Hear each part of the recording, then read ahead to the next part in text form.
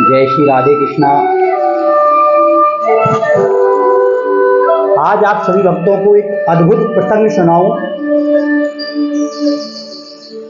कि एक आम व्यक्ति की तो बात छोड़ो, भगवान के परम भक्तों को भी भगवान की कथा पर संदेह हो जाता है।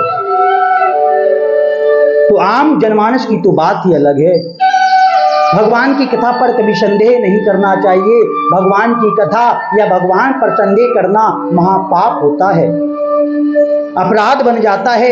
ऐसा ही अपराध भगवान के परम भक्त महाराज गरुड़ जी को हुआ।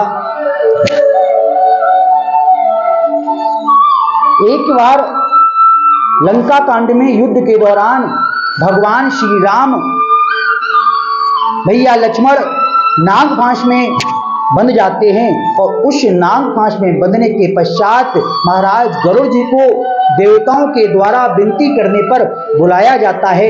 महाराज गरुड़ जी भगवान राम को बंधन मुक्त तो कर देते हैं, लेकिन स्वयं मोह के संदेह के बंधन में बंध जाते हैं।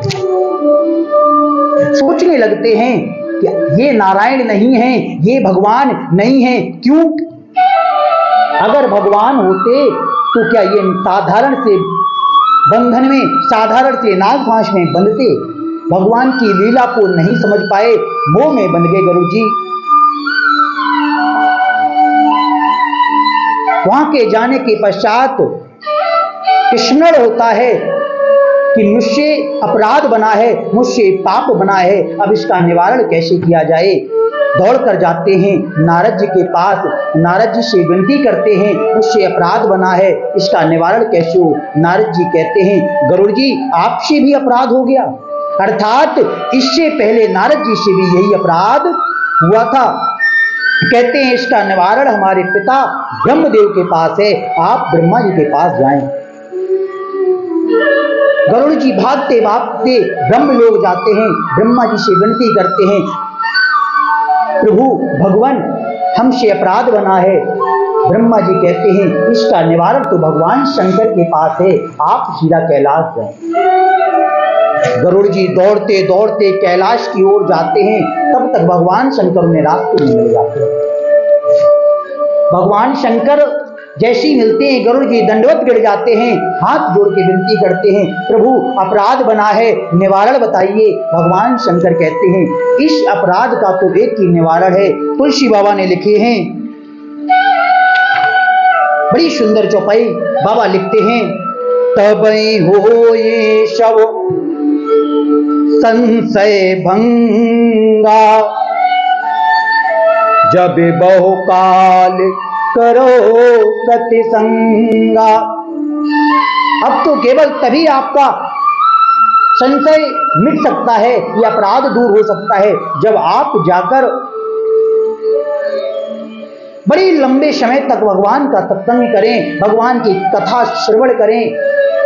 गरुड़ जी हाथ जोड़ के कहते हैं प्रभु ऐसी कथा, इतना लंबे समय तक के लिए जो कथा है वो हमें कहां श्रवण लाभ प्राप्त होगा। भगवान शंकर कहते हैं आप जाकर हिमालय के नीलगिरि पर्वत पर जाएं, जहां पर भगवान की पावन कथा कौआ महाराज कागभूषण जी निरंतर गाते हैं, आप जाकर उनसे कथा सुने।